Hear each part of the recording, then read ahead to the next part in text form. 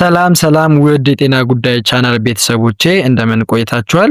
ምንጊዜም እንግዲህ በተለያዩ የጤና ትምህርቶችና መረጃዎች ለእናንተ ጠቃሚ የሆኑ ምክሮችን ይዤላችሁ እንደምመጣ ይታወቃል። ዛሬም እንደተለመደው አዲስና እጅግ አስፈላጊ መረጃ ይዤላችሁ መጥቻለሁ ማለት ነው። ዛሬ የምንነጋገረው ደግሞ በየቤታችን የዕለት ተዕለት የምግብ ዝግጅታችን ውስጥ ስለምንጠቀመው የአትክልት ዘይት ነው።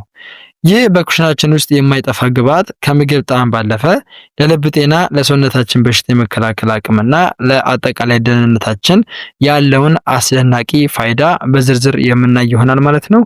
የአትክልት ዘይትን በአግባቡ በመጠቀም እንዴት ጤናማ የአኗኗር ዘይቤን መገንባት እንደምንችል 5 ቁልፍ ነጥቦችንና አጠቃቀሙን አቀርብላችኋለሁ ማለት ነው።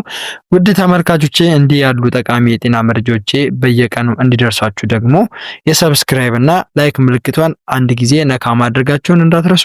እንደዚሁም ደግሞ ሐሳብና ጥያቄ ካላችሁ ደግሞ ኮሜንት ላይ ጻፉልኝ። እስከ መጨረሻው ድረስ አብራችሁን ቆዩ። መልካም ቆይታ ይሆንላችሁ። በምግብ ዝግጅት ዓለም ውስጥ የአትክልት ዘይት ለየት ያለ ስፍራ አለው።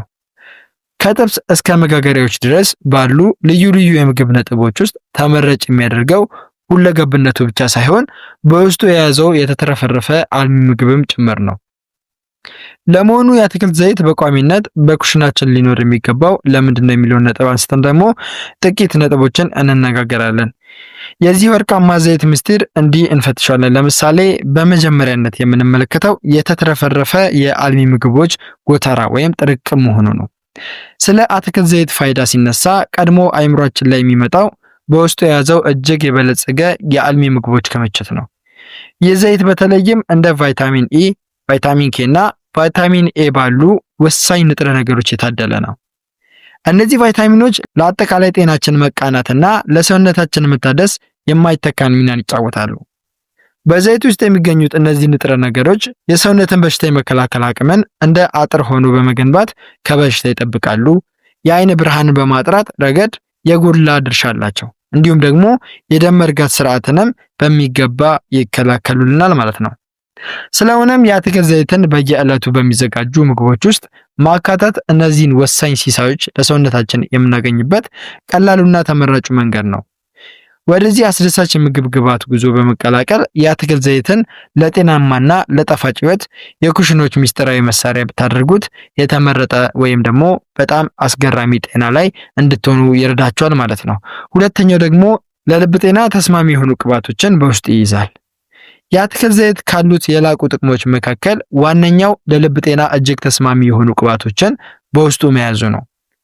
በአንዳንድ የእንስሳት ተዋጽኦዎች ውስጥ የሚገኙትና ለጤና አስጊ ከሆኑ ሳቹሬትድ ቅባቶች በተቃራኒ የአትክልት ዘይቶች በብዛት የተገነቡት አንሳቹሬትድ ከሆኑ ጠቃሚ ቅባቶች ነው።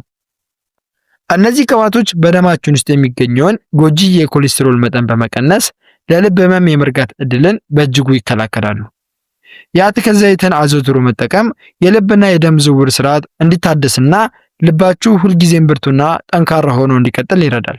ስለዚህ የልባችሁን ትርታ በጤናማ ሁኔታ ለማስቀጠል ከፈለጋችሁ እንግዲህ ጥራት ያላቸውን የአትክልት ዘይቶች እንድትጠቀሙ ይመከራል ማለት ነው። ሶስተኛው ደግሞ የጸረ ኦክሳይድ ምንጭ መሆኑ ነው። የአትክልት ዘይት የምግብ ማጣፈጫ ብቻ ሳይሆን ለሰውነታችን የጤና ጋሻ የሚሆኑ የጸረ ኦክሳይድ ንጥረ ነገሮችን መገኛም ጭምር ነው። ጸረ ኦክሳይድ የምንላቸው በሰውነታችን ውስጥ የሚፈጠሩና ሴሎችን የሚጎዱ ፍሪ ራዲካልስ የተባሉ ዝቃጮችን በመዋጋት የሴል ጉዳትን ይከላከላሉ። በተለይም በአትክልት ዘይቶች ውስጥ በብዛት የሚገኘው ቫይታሚን ኢ ጠንካራ ጸረ ኦክሳይድ እንደመሆኑ መጠን የእርጅና ሂደትን ለመቀነስና ለረጅም ጊዜ የሚቆዩ ስር የሰደዱ በሽታዎችን ለመከላከል ጉልህ ሚናን ይጫወታል። ስለዚህ እንደ የወይራና የሱፍ ዘይት ያሉ ጥራት ያላቸውን ዘይቶች በምግባችሁ ውስጥ ስትጨምሩ ለምግባችሁ ለዛ ከመስጠትም ባለፈ የሰውነታችሁን የተፈጥሮ መከላከያ አቅም እያጠናከራችሁ መሆኑን መዘንጋት የለባችሁም ማለት ነው። ባጭሩ እንግዲህ የምትጠቀሙት ዘይት ለምግብ ማጣፈጫነት ብቻ ሳይሆን እንደ ተፈጥሯዊ የጤና ጋሻም ሆኖ ያገለግላችኋል ማለት ነው። አራተኛው ደግሞ የአትክልት ዘይት ለቆዳና ለፀጉር ውበት ተፈጥሯዊ የውበት ሚስጥር መሆኑ ነው። ብዙውን ጊዜ የአትክልት ዘይቶችን ለኩሽና አገልግሎቶቻችን ብቻ የምንጠቀማቸው ቢሆንም በውጫዊ ውበታችንም ላይ ያላቸው ፋይዳ ግን እጅግ አስገራሚ ነው። እነዚህ ዘይቶች በውስጣቸው በያዙት ቫይታሚን ኤ እና አንቲኦክሲዳንት አማካኝነት ለቆዳችንና ለፀጉራችን እንደ ተፈጥሯዊ የጤና ጋሻ ሆኖ ያገለግላል።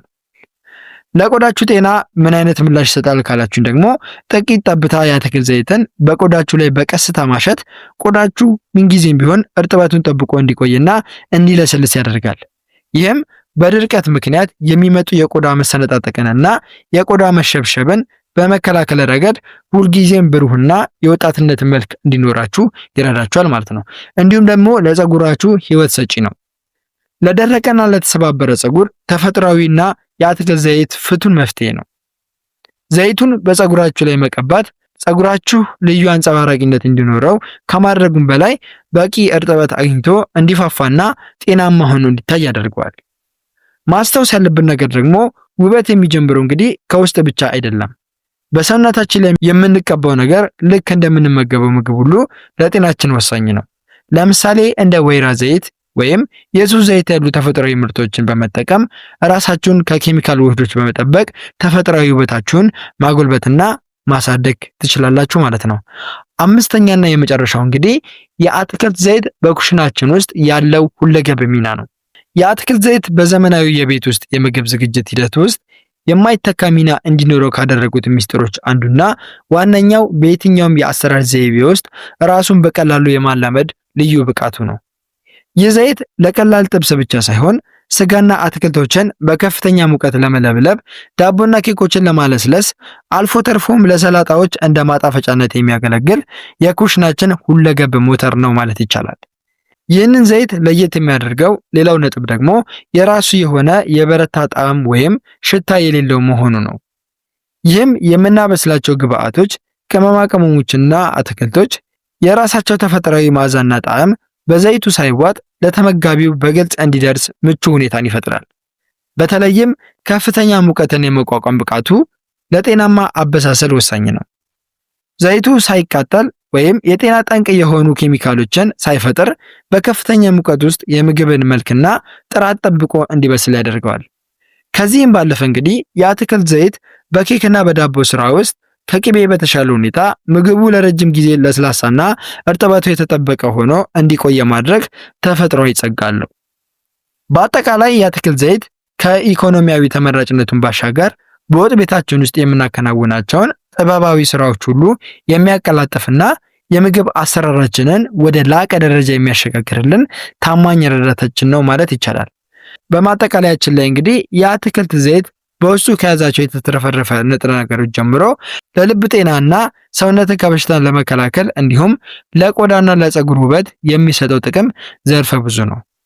ይህ ሁለገብ የሆነ የወጥ ቤት ግብዓት ጤናችሁን እየጠበቀ የምግባችሁን ጣዕም ከፍ ያደርገዋል ማለት ነው። እንግዲህ ውድ የጤና ጉዳይ ቻናል ቤተሰቦች ዛሬ ያዘጋጀሁላችሁ መረጃ ይህንን ይመስል ነበር። የአትክልት ዘይት በኩሽናችን ውስጥ የሚገኝ ተራ ግብዓት ብቻ ሳይሆን በአግባቡ ከተጠቀምንበት ለልባችንና ለአጠቃላይ ጤንነታችን ትልቅ ዋስትና መሆኑን አይተናል።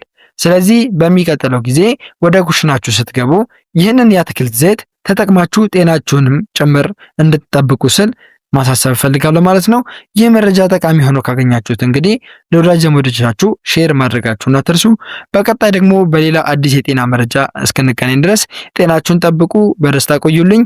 ስለተከታተላችሁኝ ከልብ አመሰግናለሁኝ ማለት ነው። ሰላም ሁኑልኝ። ሰላም